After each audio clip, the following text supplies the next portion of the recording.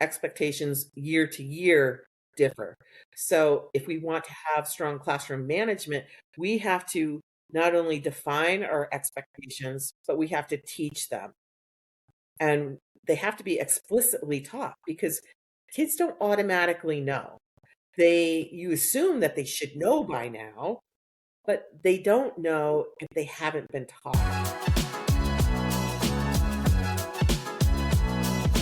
Hello, hello, everyone. Welcome to School After Hours podcast, where we talk about all things related to out of school time programming and education. I am your host, Jay Lee, and we have the wonderful Carol Miller here with us today. She is an educational counselor. She has her own TPT store, giving you products and essentials for counseling, which are really good. I would stress that you go check them out. Definitely look at the things that's there because they are definitely going to help you. But also, she is a fellow podcaster as well for Counseling Chat. So, with that being said, Carol, how are you? Fine, thank you. Hi, everyone. So good to be Awesome. here. I'm happy to have you here. So, we are going to be talking about today managing behaviors in the classroom, okay? And I know this is a really, really deep topic coming back into the school year after a long break and even winding down. Some of us are getting ready for our summer planning at the same time. So, trying to get to the long stretch, trying to get to the next break. But with that being said, let's go ahead and take a pause and jump into our Community Corner. Community Corner is a segment of the show that allows guests or myself to share tips, advice, or information on a specific topic with young people, families, or community members. Without further ado, let's go ahead and get into our Community Corner conversation. All right, everybody, we've made it to our Community Corner. So, Carol, my question for you for Community Corner is this. When we come in contact with students with a variety of backgrounds, we have students from different countries, we have students that speak different languages, we also have students that may have certain disabilities as well. And then we may have some of those students that are just kind of shy and reserved at the same time, right? So, a lot of things going on. How do we get students to respect each other's differences and foster community at the same time? Yeah, I think first of all, you have to talk about identity, right? And how everyone has kind of their own identity and what identity really is, and how we each have our own customs and religions and backgrounds and traditions that we bring to the table. And we're all so unique, but that's what makes our classroom beautiful, is that everyone has all these different experiences and stories that they're going to be coming with that they can share, that's going to add a little bit more spice and variety to what we're doing here. And I think that's really important. And you want to start that with the little teeny tiny tots. And I think continue those conversations as the kids get older. But as they do get older, I know in my school, one of the things that we're really working on to really bring together and have a community is we do community circles. We just really started doing them just before the winter break.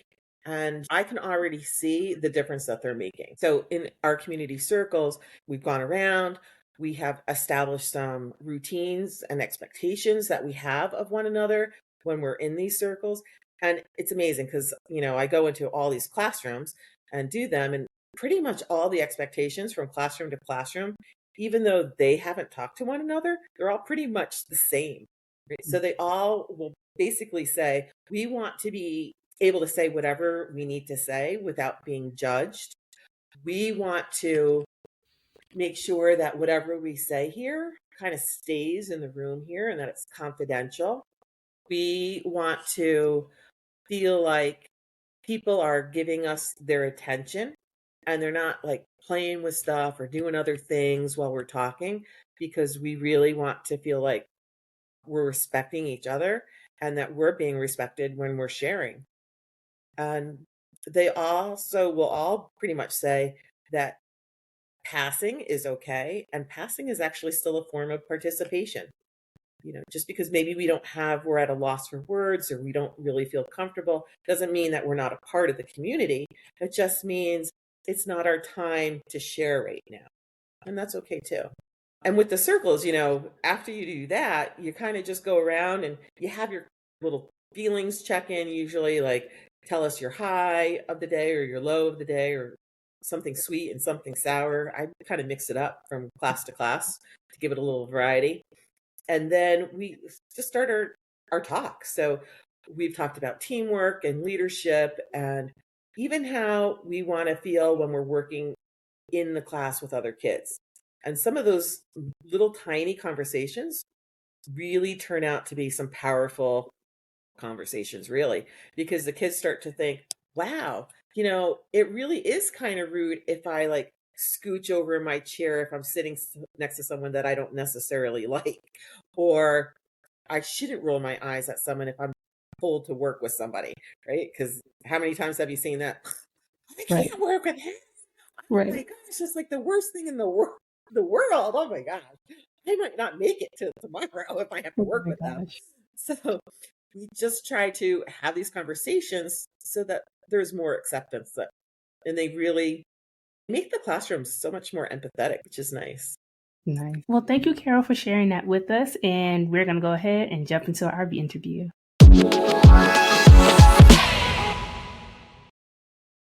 All right, everyone. We are here at our interview section of the show. We have the wonderful Miss Carol Miller here with us. Carol, I am so happy to have you today. So, for those that may not know you and what you do, go ahead and give them a little bit of your background. Go ahead and spill the tea. What do you do, Carol? Okay. Well, I am a school counselor, which means I deal with lots of behaviors, lots of emotions, and the occasional crier. I absolutely love what I do. I am in year 32. Um, and so, yay, I know it's a long time, but I have a undergraduate degree. I have a bachelor's degree in anthropology, and my master's is in school counseling. And yeah, I have been doing this for a long time. Yeah, 32 years. Yes. It's a, ooh. Uh, and I know that comes with a lot of wisdom, a lot of experience, but also a lot of care at the same time for the children, but also the teachers that you've come in contact with over the years. So that is the great part. With that being said, Carol, when you see teachers in the classroom for a variety of things, where do you see them going wrong, or where do you see them having trouble when it comes to classroom management? That is a really great question. And for some of it, it doesn't matter whether you're in elementary school, middle school, or high school. One of the most common problems, I think, for any grade level is an educator's confidence in themselves, in trying to think, I have the skills that are needed to really manage these behaviors. Because there are sometimes kids, the behaviors that they're having can just drain on you. I'm thinking about some of the teachers that I work with now, like some really experienced teachers who are absolutely phenomenal, but they can be working with a kid, and that little pumpkin is just draining. Like they feel like, I'm doing all these things and I know I'm doing it right.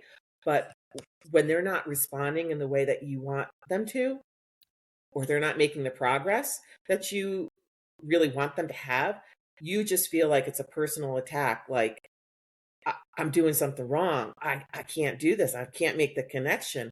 And so a person's confidence really can get shaken. And so I Mhm. think that's the number one thing when it comes to working with behaviors, is that you have to really understand that it's not you. It's just that maybe there's something else, or maybe it's something out of your control. Maybe the kid needs some medication, or maybe there's not follow through at home. So because there's not follow through at home, it's hard to have that consistency at school, because you're expecting to have this team with their parent and there isn't one. So I think that's the biggest thing. But Right. in terms of like the different age levels, I think in high school, it's more remembering that you have to regulate your own emotions before you can regulate the kids. Because sometimes there's this huge power struggle. You know, when a kid is 18, you expect them to know how to regulate their emotions and things, but they're hormonal. Right. They don't regulate their emotions. Right. That's why they're little kids, and they have these triggers. Their buttons are going to get pushed, and if you look at them the wrong way, that could just be their button being pushed. And Mhm. so you have to remember that there's a time and a place. And sometimes in the middle of class saying, "Why isn't your homework done?" That might not be the time or the place to ask that question. So it's making a connection and saying, "Hey, we have to talk about this later. Can you come and I'll find you on some time that maybe works best for you." Like just having those types of conversations can really change the dynamics, because kids don't like to be called out. And I know, having worked in high school, and I spent the bulk of my career at high school, so I've seen that a lot, where it's just that, they're coming head to head with one another, the teacher and the kid. Right. At middle school, it's more of the kid feels like they're at kind of at a lack of control. Like they don't control anything. They're dependent on everyone for everything. And so their needs are sometimes a little bit different. Um, But I think with all kids, still, we have to remember that even if they're in 12th grade, expectations from class to class differ. Expectations year to year differ. So if we want to have strong classroom management, we have to not only define our expectations, but we have to teach them. And they have to be explicitly taught, because kids don't automatically know. You assume that they should know by now, but they don't know if they haven't been taught. It's just like a bedtime routine. In some houses, it's wherever you drop with whatever you're wearing, that's bedtime.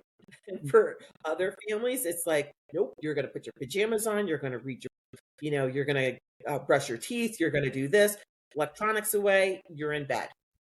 And for other families, there's like some spectrum in between.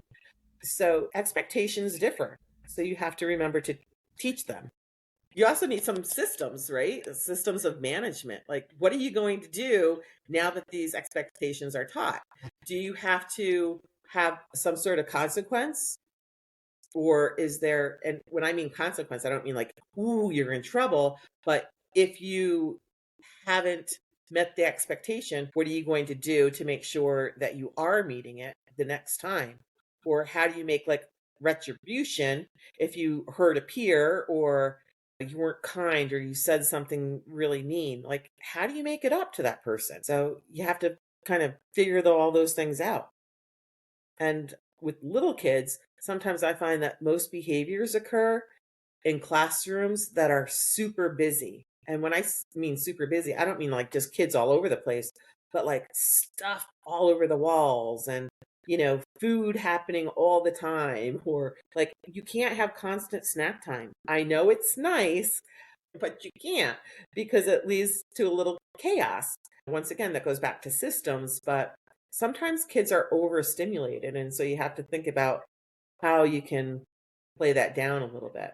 Mhm. Very true. Hold that thought. So this is all good conversation. These are all great tips. But before we go any further, let's go ahead and take a break. Give everybody a chance to grab your water, get your snack, meditate on some of the things that have been said to you right now. So we're going to go ahead and take a quick break, and we'll be right back. Don't go too far. See you soon. Are you a program director or thinking of starting a program? Maybe you need new curriculum that focuses on character development or technical skills. Maybe you need help establishing effective program logistics to have an impactful program culture. Or overall, you just need a program evaluation. Well, School After Hours Consulting is here to help. Contact us at schoolafterhours.com, and our contact information is in the show notes. Hope to hear from you soon. Hello, everyone. Welcome back to the show. We have the wonderful Carol Miller here with us. She is an educational counselor. She's also a fellow podcaster, and she does all the wonderful things. And today we are talking about classroom management.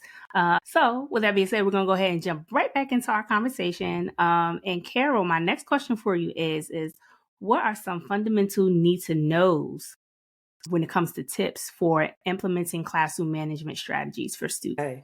Well, I think there's definitely some things to put into play. The first is to really define and teach your expectations. right? Kids have to know what's expected of them, and you have to really talk about them. You also have to really create systems.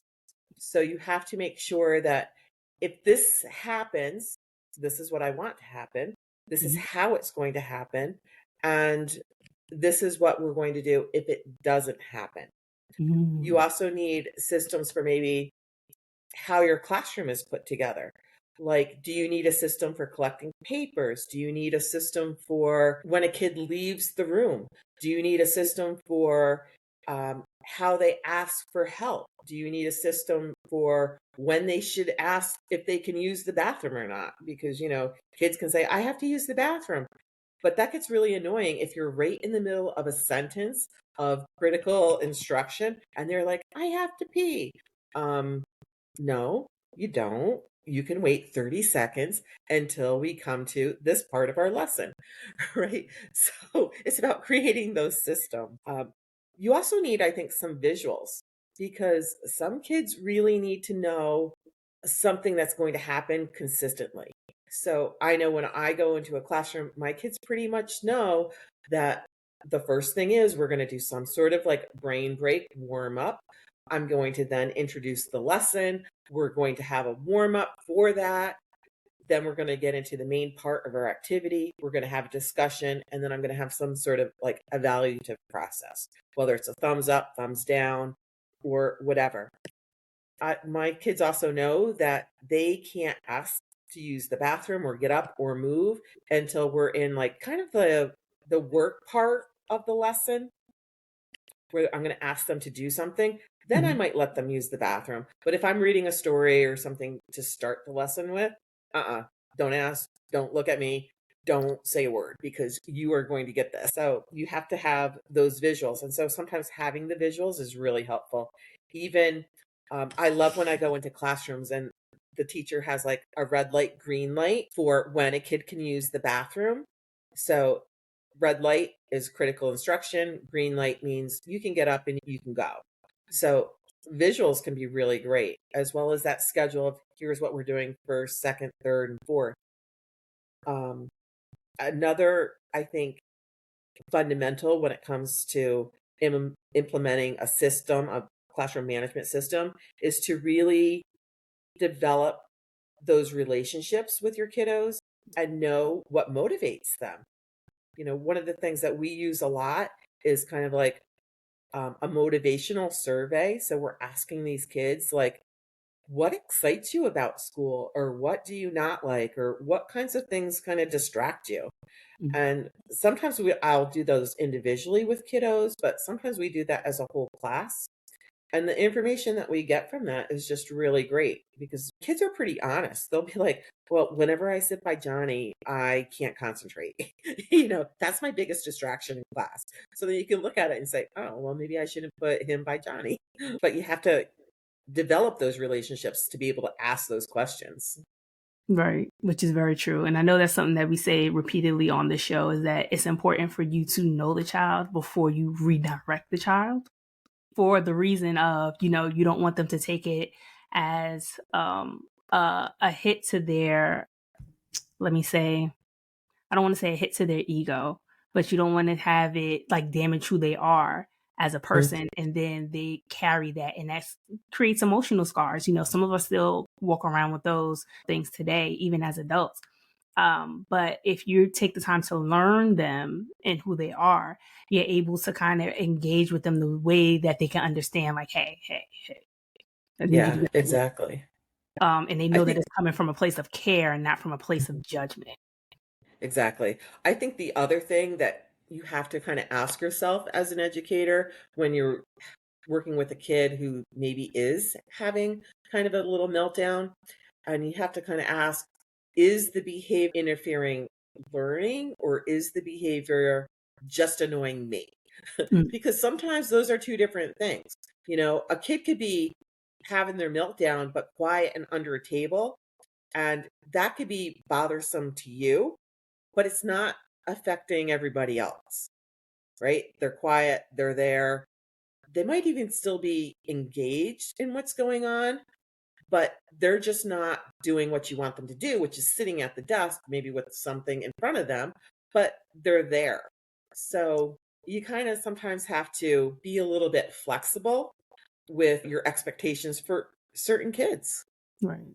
Right. Very true. And that brings me to this concept that we talked about earlier when it comes to building relationships and knowing your students, but them also building relationships with kids around them in their class or even in their environment is the community circles that you mentioned. So, like to foster that awareness for not just your students, but also yourself as a facilitator, as a teacher, as the adult in the room.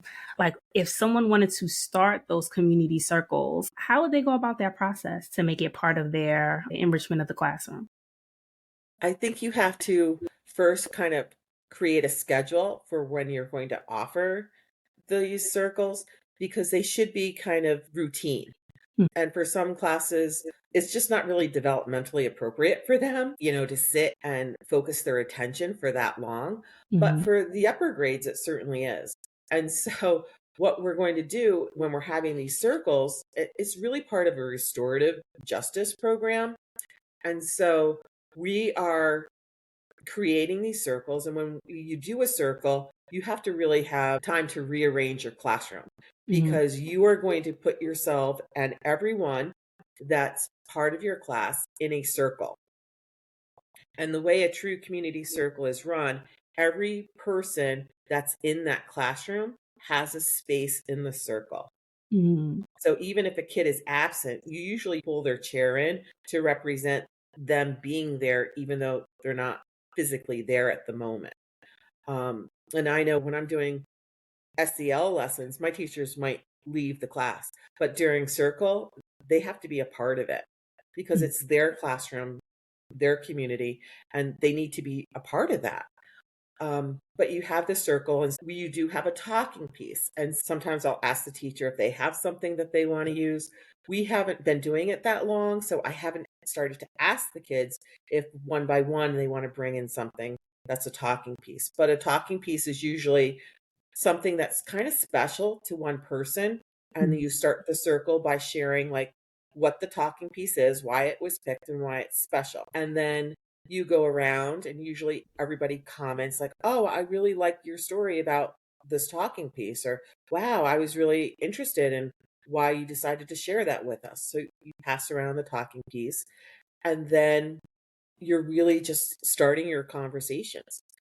So Right. there's lots of ways that you can run the circles, but it's really a chance to have everyone feel like they have a voice and that their voice is heard. So Right. they're really nice. What I didn't get a chance to ask you was, what is a community circle and what's the purpose of a community circle? Okay. So a community circle, it's actually tied to restorative processes, and it comes from like indigenous cultures where they would come together as a community and have these circles within their own community. And so we've kind of stolen that idea and used it within schools, or different people use them in different ways. But it's really a way to come together, to build relationships, to build empathy and growth within really your classroom. So we call it a community circle because we're really trying to build that community within the class. Right. Which brings me to my next question for you when it comes to social emotional learning, right? Because we want the students to be self aware as well as socially aware. So, my question is, how can educators use social emotional learning to help students be aware of their emotions in challenging moments? I think, in social emotional learning, some schools don't have school counselors, and other schools do, and different schools use them in different ways. But you do, no matter what your school situation is, you want to try to incorporate social emotional learning because it really helps to build empathy, um, perseverance. And there's kind of a difference between social emotional learning and character ed. Because character ed, although they're used sometimes interchangeably, character ed, we're teaching values and we're teaching traits, Mm, but we're also teaching kids how we want them to behave using those character traits. Whereas social and emotional learning is you are really teaching problem solving and empathy to kids and helping them to really understand different perspectives. Like everyone has their own background, everyone has their own ideas, everyone has their own beliefs.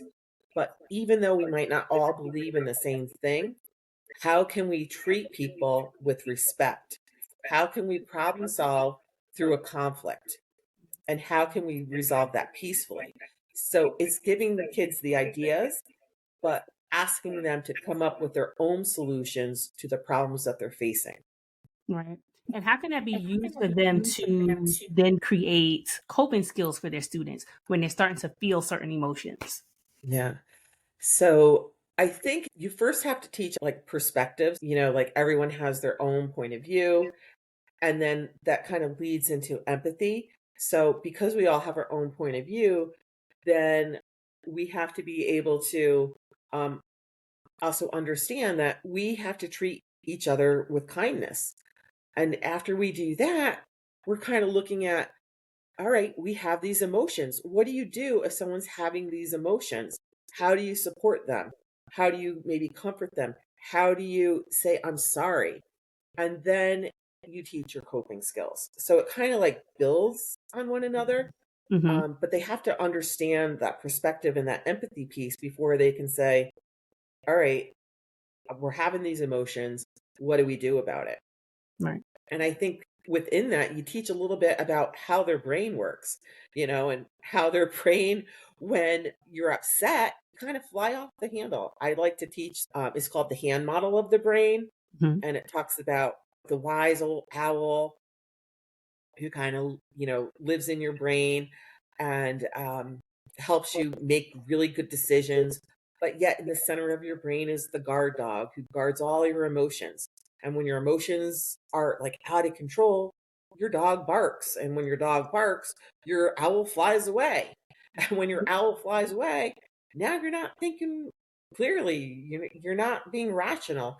And so what do we need to do to calm our little guard dog down so that our owl flies back and we can make good decisions?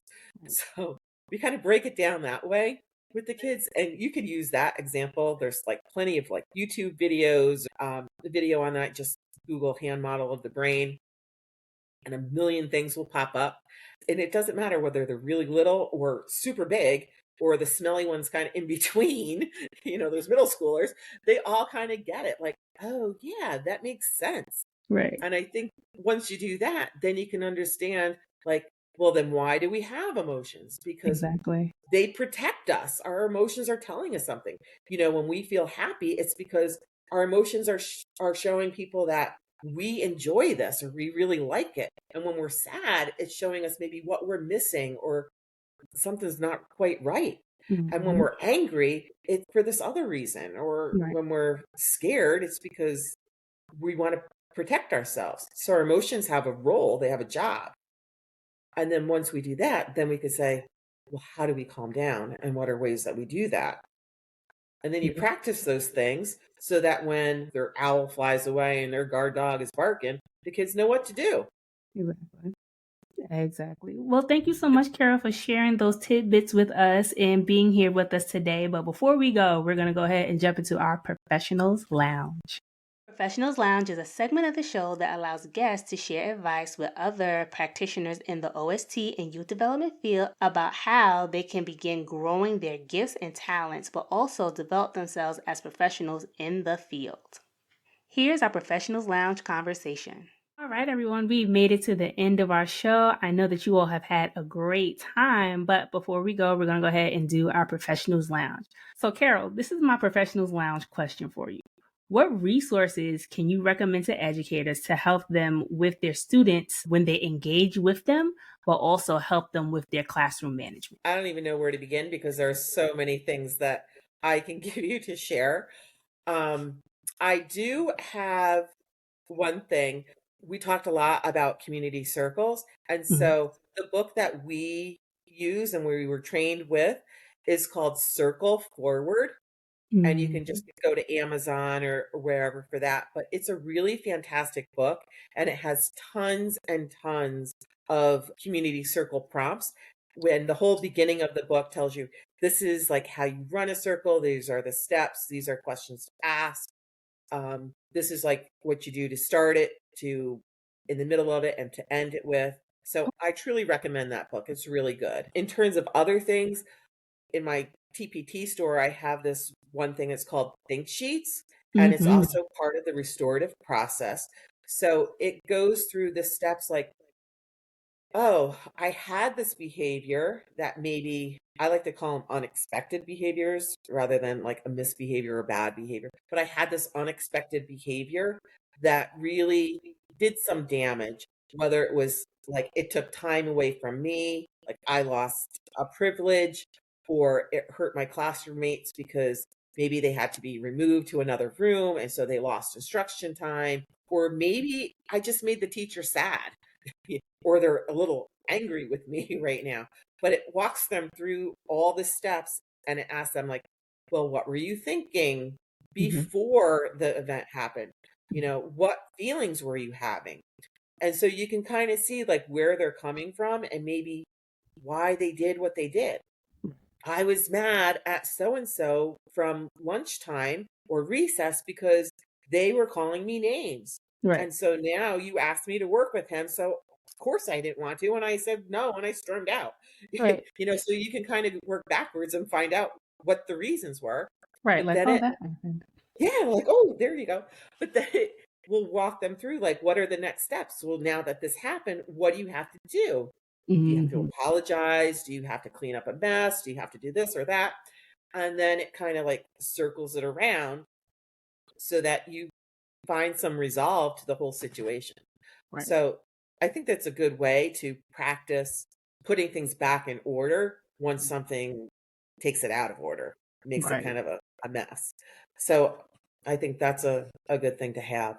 In terms of other things, if you want to learn more about the brain, and the hand model of the brain. It's a really good, I think, system for kids because they understand it. They get the visuals of like you totally use your hand to describe like the brain and the parts of the brain and what those parts of the brain do and why they're so important.